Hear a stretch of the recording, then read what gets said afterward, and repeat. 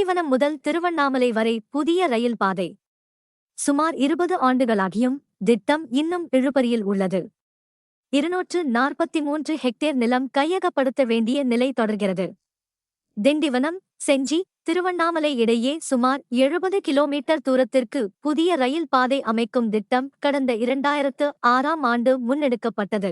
இந்த திட்டத்திற்கு மொத்தம் 276 ஹெக்டேர் நிலம் தேவைப்படுகிறது. ஆனால் இதுவரை 33 ஹெக்டேர் நிலம் மட்டுமே கையகப்படுத்தப்பட்டுள்ளதாக தெரிவிக்கப்பட்டுள்ளது.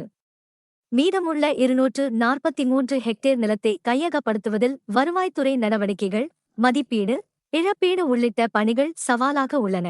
திட்டம் நிறைவேறினால் திண்டிவனம், செஞ்சி, திருவண்ணாமலை பகுதிகளின் ரயில் இணைப்பு மேம்படும். மேலும் செய்திகளுக்கு திண்டிவனம் செய்திகள் சேனலை சப்ஸ்கிரைப் பண்ணுங்க.